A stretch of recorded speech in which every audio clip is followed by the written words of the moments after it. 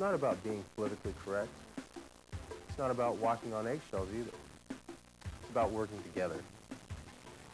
Well, there's a lot more pressure for service and for quality, and you have to have everybody involved to deliver that.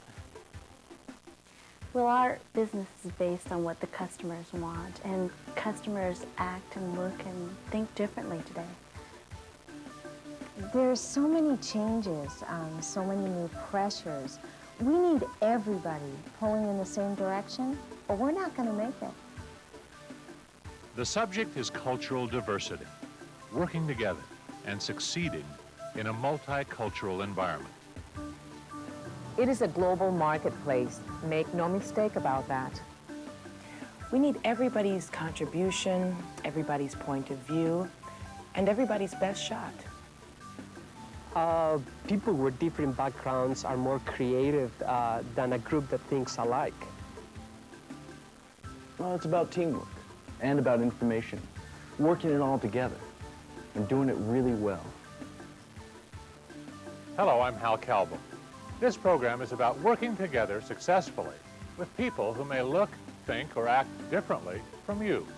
It's about perceptions and realities, change and our responses to change, new markets, new customers, new leadership styles, new relationships. Sam, this is Victoria from our office in San Juan. How do you do? Nice to meet you, Sam. Victoria handles all the customer service in the Caribbean. Working together more effectively is not simply a justice issue. It's today's critical economic, cultural, and leadership issue. Global markets mean increased competition and demand that we abandon some traditional views and explore some new approaches. A changing workforce is increasingly made up of women and people of color, bringing new capabilities and points of view. Leadership styles are changing. Teaming together and employee involvement require that we know and understand each other better. And in an information age, everything depends on quality communication with our customers and with our peers. People want to know that you recognize them as a human being and not just as a job and a function in an organization. And I think economics drives a lot of our consciousness. I think we can't, lose sight of that at all. And I think we're beginning to see that it makes good business sense to gain these new skills, these new understandings, this new knowledge. The more you know about someone, the less colorblind that you are. And I think that would promote a friendship and a harmony. And really understand that it's not simply a race and gender issue, that it's bigger than that, and that we all have diversity. Some of them are visible diversities and some of them are invisible, and that we're responsible as individuals and groups to learn those things about each other and from empathy to grow. Hi, Alan. Hey, Sam. Alan, this is Victoria Sanchez. I hope I pronounced that right. She's from our Puerto Rico office. Nice to meet you. Nice to meet you, Alan. We work together well when we open ourselves up to experiences and expertise different from our own. It begins with managing our minds. That's where we'll get started next. What makes people different? Our biology and our culture, the way we're born and the way we're made, nature and nurture.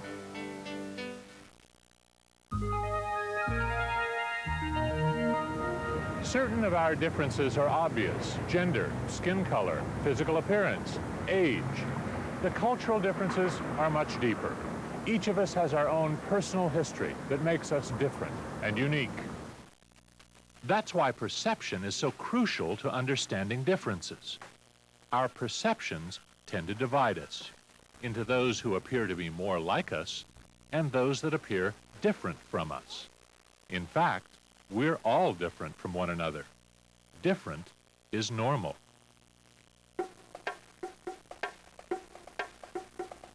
Did you get those 2 new orders set up for this morning? I haven't seen anything yet. Mary said we had a big order to deal with first thing. Ray and Cheryl have certain obvious physical differences: their sex, skin color, age. they have a much richer set of cultural differences, less visible, but no less real.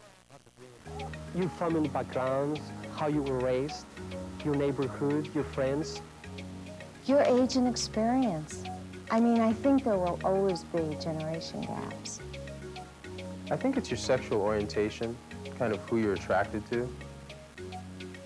Your nationality, your roots, where you come from, what you believe, religion.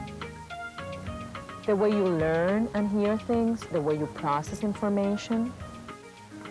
Your education, your social class, rich or poor.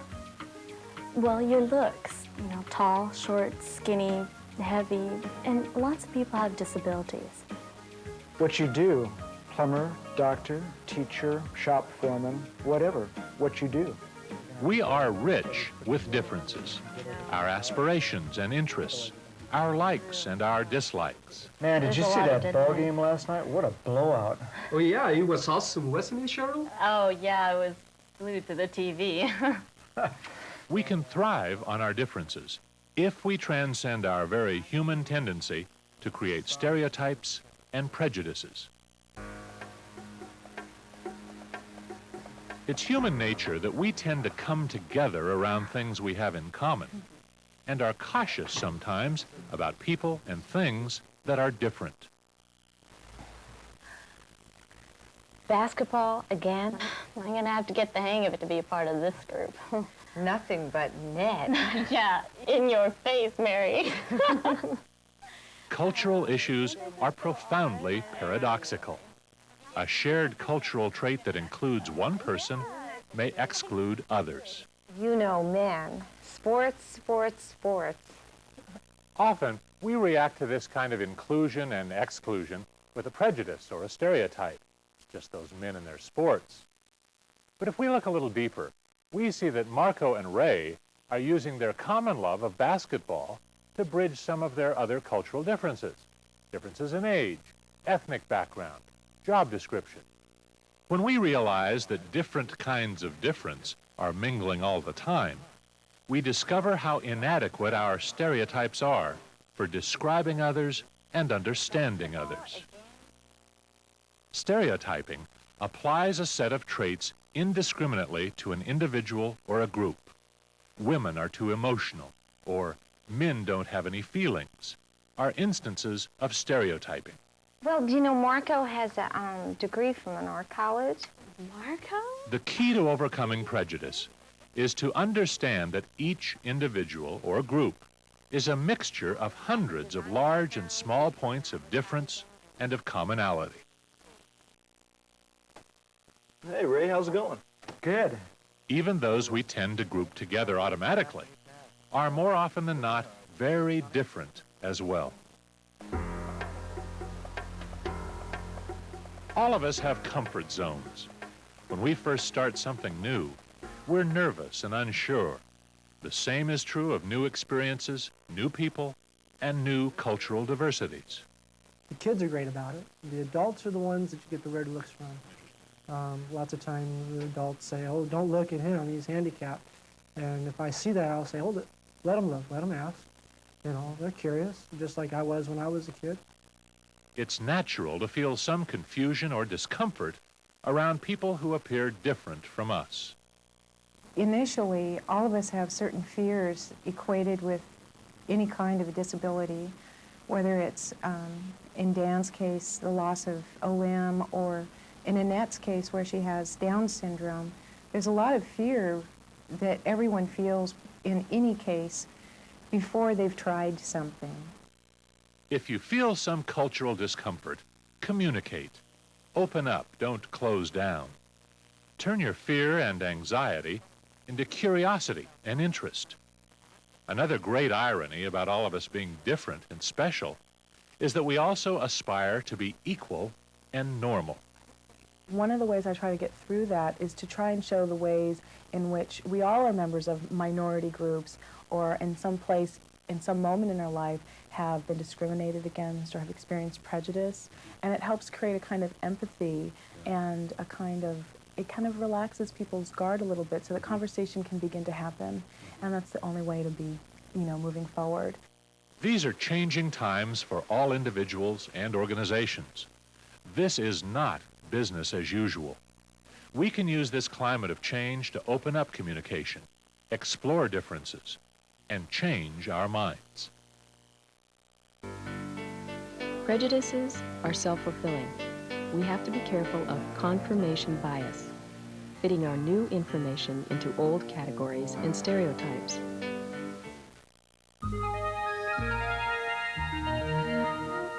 Okay, I think you've all met Victoria. She's had great success with the 800 number service, and she's going to help us explore setting one up here. The currency of an information age is words. In a multicultural organization, words and language are used differently by different people. Thank you, Mary. I hope you will all be patient with my English, and please ask for more explanation if I'm not clear. I think your English is great. Better than yours. He's a wise guy. You know how sales folks are.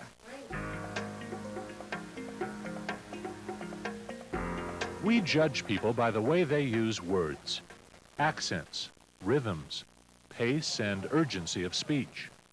One person's politeness may be another's passivity. One person's interjection is another's interruption. I can print all that stuff out for you. Are you DOS or Mac down there? I'm sorry? Computers. What type of computers do you have? We even speak languages that come from our expertise at work.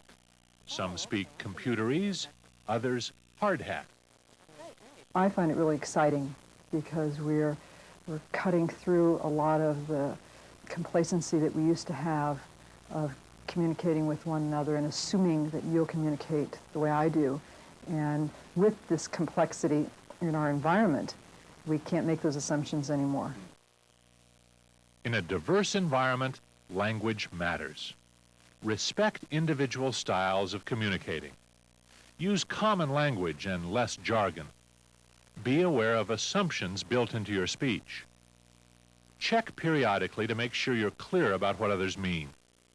Don't immediately judge others negatively because their speech is different. There is a great advantage in culturally diverse groups, a great variety of thinking and ways of saying things. Encourage and explore differences, and the team will profit. Sam, you've been pretty quiet so far. Didn't you use an 800 service when you were in sales support? Yeah, we did, and we finally got rid of it. Any particular reason? The old ways that we did it, which were habitual and patterned, don't work any longer. So it allows us to be a lot more creative. It allows us to pluck the more essential elements of communication, which are honesty, authenticity, respect. One of the founding principles of good team communication is, in fact, diversity.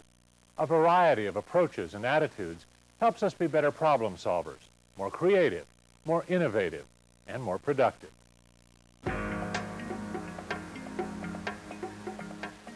I'm sorry, Victoria, do you want me to help translate Angela's computer speak for you? Computer speak? That's talk salespeople don't understand. Humor is one of our greatest human assets. It can help diffuse tension and bring people together.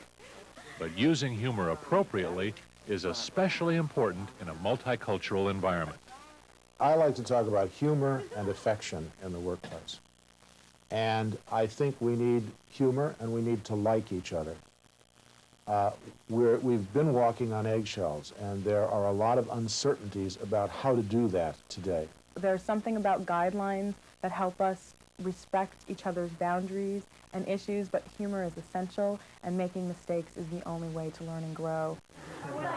This is a group of professionals in the field of cultural diversity, gathered together at the invitation of Dr. George Simons. They're testing a new learning tool called Diversify, a cultural diversity board game.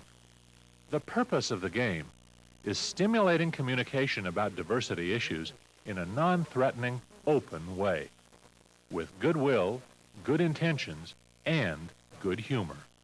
Strategy is the word. It's a strategic approach to diversity. It's not a justice approach. I don't want to lose sight of justice, but the focus is How can we as an organization be most productive and get 100% from all of our people? Getting people to talk productively about diversity issues is half the job. Valuing these differences, enjoying them, is the other half. Humor can be a great tool that lightens us up and liberates us from the extremes of political correctness. But humor used appropriately. When using humor, make sure you laugh with, not at, other people. Avoid ethnic and sexual humor always. If you like to tease, do it carefully. And try the ouch technique for situations where you think someone has gone too far. That's talk salespeople don't understand. Ouch. You seen better know salesman jokes? No more computer speak jokes, no more salesperson jokes. Deal? Deal. We have different feelings for what's funny and what's not. Marco's a teaser, which most people enjoy. But when a new person enters the group, he or she may not be in on the game. So after I'm here for a week, you will include me too in your teasing? Beware of cultural double binds, where words and actions mean different things to different people. Saying no appropriately, politeness versus directness in speech, our reactions to stress and pressure.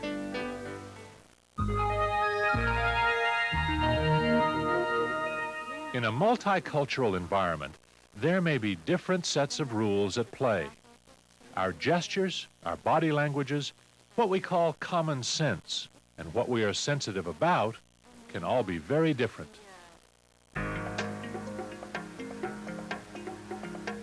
So what's the big rush? We've got to 4 o'clock. People sense and value time in a variety of ways. They organize things, process information, and go about their business differently. This is all part of coming to understand and benefit from other perspectives. Oh, I'd rather get it done right away so I don't have to think about it. Does this look like the right order? Oh. We also sense distance, space, and intimacy in a variety of ways. We're differently aware of physical size, of eye contact, of closeness, and we may have very different comfort zones. In a public or formal space, we interact with others at some distance. Our social space is a tighter circle where we converse and do impersonal business, usually from 1 to 3 yards. Personal space is often closer, within arm's length. We allow intimates in this space to talk more personally.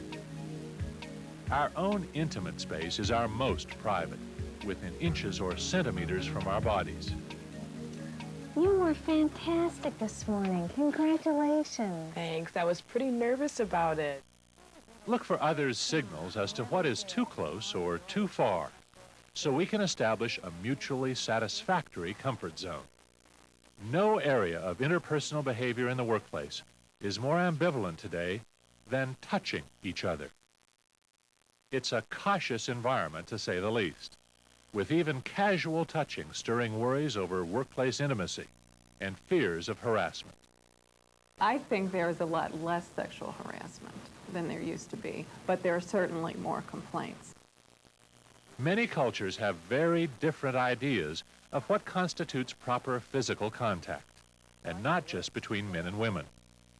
Given the extreme sensitivity over this issue today, many organizations are discouraging any physical contact beyond a handshake. You cannot expose an employee to a hostile and offensive work environment that essentially interferes with their work performance. We are seeing a great awareness today of other prominent diversities in our society. Diverse sexual orientation, for example, and especially diversity based on a physical or mental disability.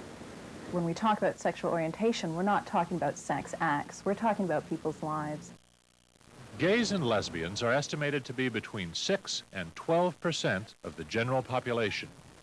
Gays, lesbians, and bisexuals are in every aspect of our society, in every ethnic group, in every racial group, in every regional group, in every region of this country.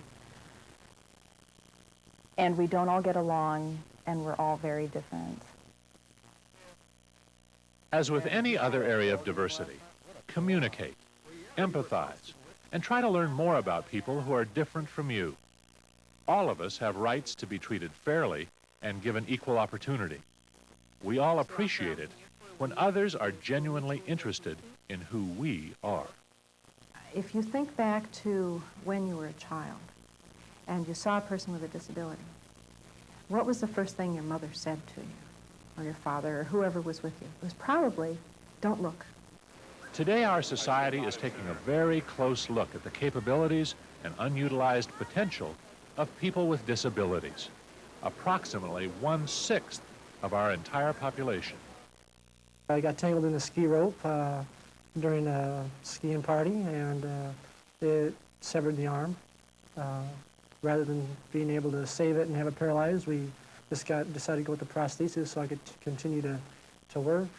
People are scared and timid and unhappy about working with a person with a disability only until they have had a positive experience in doing so. Once they've had a positive experience, then it's no big deal. Working together well offers us rich new experiences and awareness, new capabilities, new possibilities. The Americans with Disabilities Act of 1990 has given strong legal support to making sure this large and valuable group of people is allowed to contribute. Managing our minds, our words, our unspoken behaviors. Beyond this awareness level is actually putting cultural diversity to work and working it well. We'll talk about that when we conclude this program next. Dress codes, personal hygiene, and general appearance are important, but there's no place in the workplace for looksism, discrimination on the basis of physical appearance.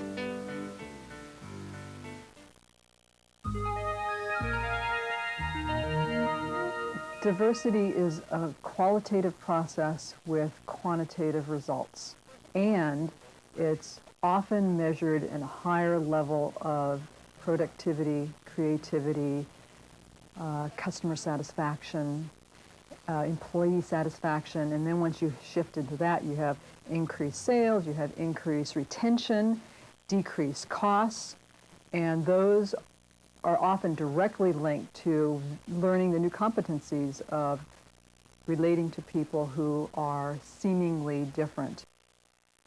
The communication and creativity we get from cultural diversity are by no means soft skills. They are bottom-line issues for any forward-looking organization. We're just a lot more creative as a group than as a bunch of individuals. The customers are diverse. We better be too. We have to stretch a little bit to keep pace with change. It's not just business as usual. We're all in the people business, and we have to have the best from everybody if we're going to succeed. Everything we've talked about in this program is being driven by change, accelerating change, culture shifts, demographics, global markets, customer demands. The best way to cope with these changes is to change ourselves. Here are a couple of suggestions. First, make diversity an asset in your organization.